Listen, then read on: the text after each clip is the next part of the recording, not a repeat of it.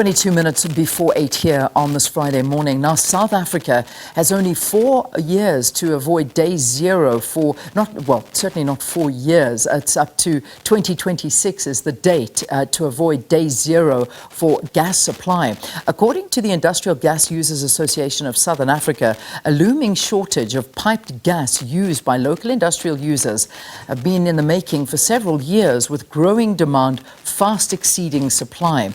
The looming gas shortfall comes after Sasol's announcement last year that it'll be halting supply to downstream consumers from 2026. Now, for industrial gas users, this will have devastating consequences for the economy and jobs.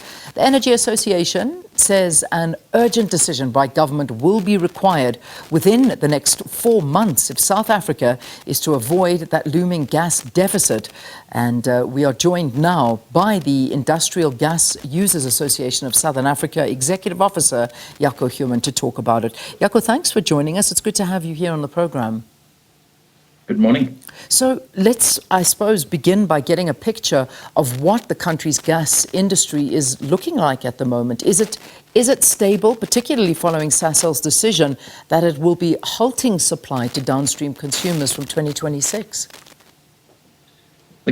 The manufacturing industry in South Africa, and we're talking really here about primary manufacturing. You know, it's the manufacturing of the goods we consume on a daily basis, from bread to steel to packaging, the mining industry, etc. So the gas that flows through the network at the moment is stable, and the volumes required consistent. So the problem is that we are subject to a depleting resource that we have had the pleasure to use for the last 20 years. But as any natural resource goes, you know, it reaches the end of its life. So with this in mind, it is not a new problem. It's not a new problem to government. It's not a new problem to industry. But now it's real. Sasol has made these announcements. You are quite right. And they will suspend all supply to industry in KwaZulu-Natal, Gauteng and Mpumalanga from June 2026. And that is exceptionally worrying, especially as we find ourselves in such constrained situations with regard to load shedding and the fact that, you know, people are so dependent on gas right now to light up their lives and light up their businesses and light up the country. I mean, this would be a desperate situation. And as you say, government has been aware of this. This hasn't come as a surprise. But let's look at the current challenges. What are we facing? What is looming at this point in time? And why is it taking so long to work out a solution?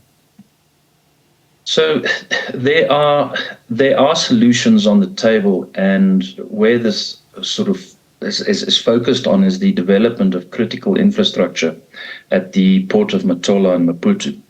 That is the earliest that we can bring in natural gas into the country.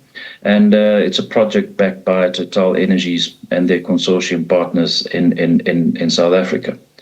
The problem is that the industrial gas volume that is required to bank these private sector projects is not sufficient. So the ask from government is relatively simple and straightforward. It is not too onerous in our view, where we're simply requesting government to make clear that their current gas to power policy position is focused geographically on building out this gas demand that is required for the investors and developers of this critical infrastructure to enable gas supply to South Africa. That's the first one. The second ask is really to facilitate a very short linkage where pipelines converge in Secunda. And the current pipelines run from Secunda to KZN, Durban area, Richards Bay, Newcastle, Empangeni. And without that critical link, KwaZulu-Natal will also, of course, not have gas. So these two elements are very, very critical. The third ask is that government come forward and provide possible sovereign guarantees for this infrastructure development that we're looking at. That will de-risk the entire investment. It will de-risk the economy and, of course, reduce the risk to industry. You're also warning of future gas supply challenges for several large and small manufacturing enterprises. Perhaps you can tell us a little bit more about the effects that they're going to face here. So the manufacturing processes, the industries that sits in these sectors, mainly steel, aluminium, the agriculture industry, the FMCG, or, we're sitting with beverages, literally bread and butter issues across the board. The tiles we use, the bricks we build with, our homes and etc. It's all affected by this. There is currently no other energy alternative. We cannot resort to the use of electricity because that in itself is erratic. Any other sources of energy, for example, diesel fuel, oil, is just prohibitively expensive. So we are dependent on natural gas. That's the one thing from a commercial or economic perspective. Technically, all these manufacturing processes are designed around gas, and they have been running on gas for the last 20 years. So it's not just a matter of switching energy sources. So the problem is real, and if the gas stops to flow in June 2026, the 30th of June to be exact, the next day there will be no manufacturing. It's as simple as that. And this, of course, spells complete disaster for the economy. I mean, that in a nutshell is what we are looking at, because, I mean, if you stop the gas supplies, the economy will be another greatest issue that South Africa faces. Correct, and it will absolutely precipitate an economic disaster. The stakes are high. I mean, the sector employs upwards of 65,000 people. It contributes probably in its entirety, probably between 300 and 500 billion rand a year to the economy. So it is critical, and geographically, where we're looking at is KwaZulu-Natal. We're talking about manufacturers in the Durban area, Richards Bay, all the way up the pipeline, in Bangeni, Newcastle, and then vast, mainly all the main industrial areas in Johannesburg would be affected as well.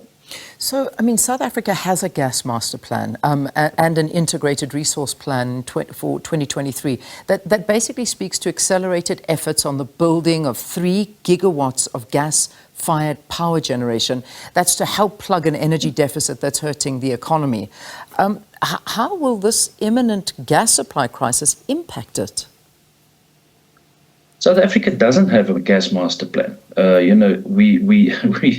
We've been asking and working with government on the development of a gas master plan for long, but we don't have one. The gas to power focus, you are quite right. I mean, there's a focus, but this is on the electricity side of energy. So not all energy is electricity, and vice versa. So the gas requirement, you are quite right. There is a big connection or dependency on gas to power development and the future ability to supply gas into the country.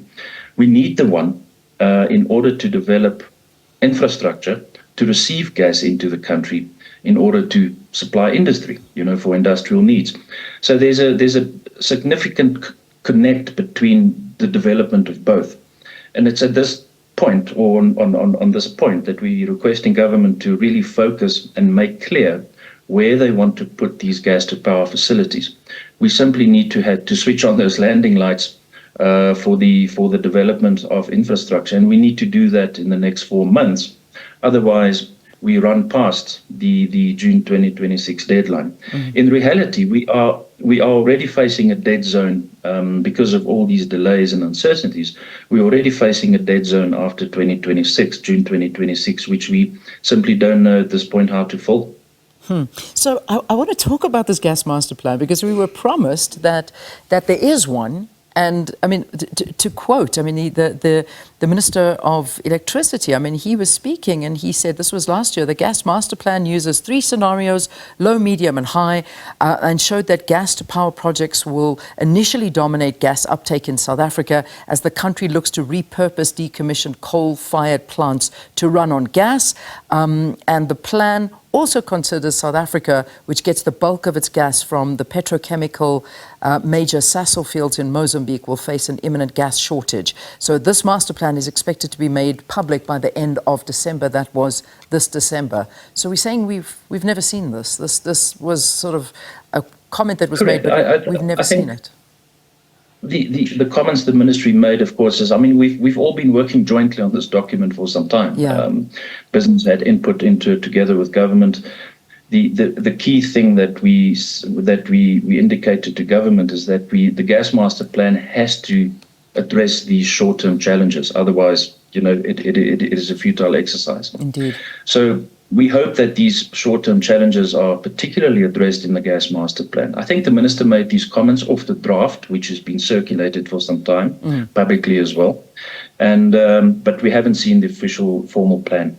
Okay, yeah, and that's worrying, because this is looming, and as we keep saying, which we saying is that we don't see this within 4 months. This deadline is going to be harder and harder to try and combat. But what kind of a predicament has Sasol's decision that it'll be halting supply to downstream consumers from 2026 actually done to South Africa? What position has it put us in now? So it puts the entire manufacturing sector at risk. I mean, clearly. So what we hoping for is a managed transition, from this, rather than what we refer to now as a gas cliff. So the gas cliff, this is the position of Sasol that they're taking. Their decisions, of course, and the reasons for that, one would have to explore with Sasol. But it is mainly driven, as we understand, around their decarbonization needs, and the fact that Sasol needs to also protect their operations from this dwindling gas supply, which we all ultimately will be subjected to. So unless we find new domestic sources of gas, which is unlikely in this decade, or at least in the next 10 to 15 years, sufficiently to meet the demands, we will be reliant on gas imports. And again, it brings us back to the need for this very urgent infrastructure developments that are required. Let's talk about the issue of imports. I mean, obviously, that's what we need to look towards. But how much is this going to cost us?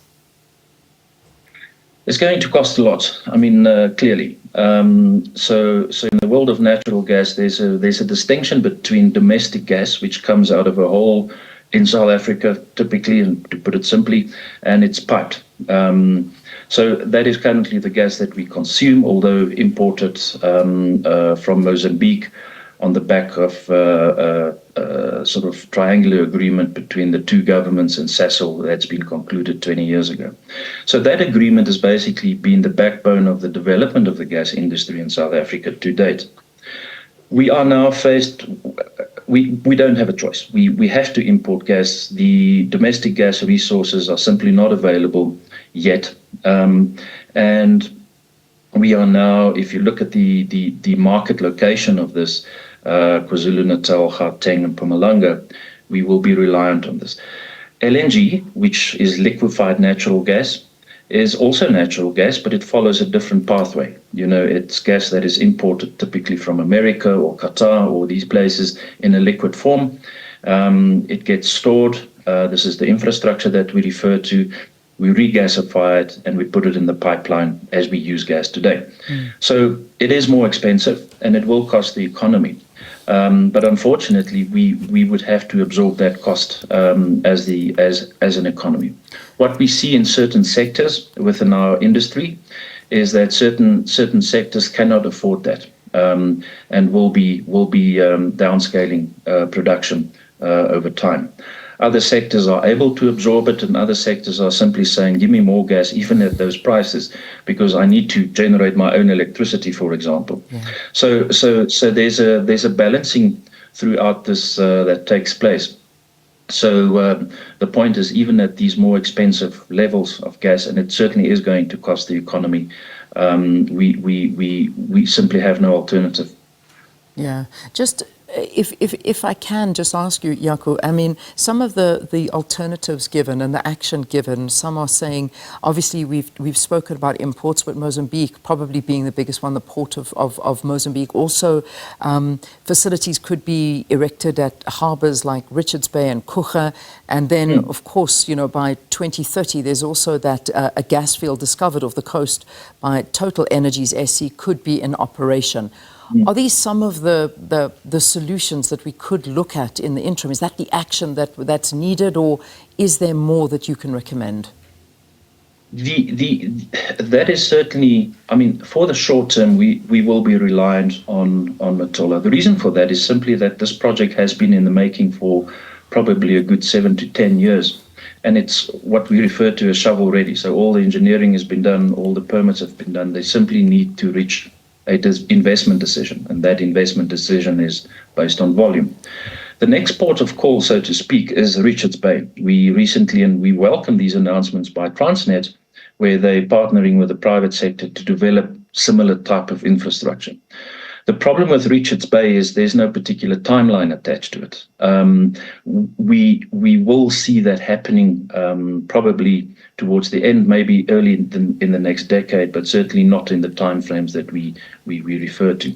Hence, coming back to the Matola solution. So Richards Bay, in our view, on the back of gas to power developments, will certainly see that, and will then be an option for industry to get their gas from.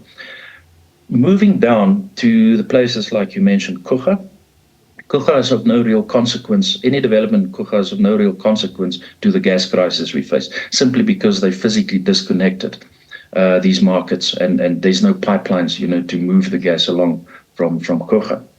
But you are right. I mean, the most discernible upstream gas resource that we have is the Luiperd Brolpadda one off the south coast of Mossel Bay, and also backed by Total Energies, of course. But this particular resource is also ready, essentially, to be tapped. But again, of no real consequence, simply because of its geographic location. But the economic potential of that resource is so significant to the country because of this distinction between more expensive imported gas, LNG, versus your pot of gold, literally, around the domestic. So I think from a country perspective, it is critically important that we exploit these available resources. And it is ready, and it is there. And we would probably then see the development of that more in the southern parts, the economic spin-offs of that in the southern parts through power generation, the restart of the Petro SA refineries and associated infrastructure and projects there. But it's critically important. But again, it won't happen in this particular decade. Yeah. Well, Jaco, we leave it there. Thank you. Thanks very much for talking to us here on the program. Jaco Human is Iguasa's executive officer, speaking about a looming gas shortfall that by 2026, if something isn't done urgently, South Africa will run out of gas.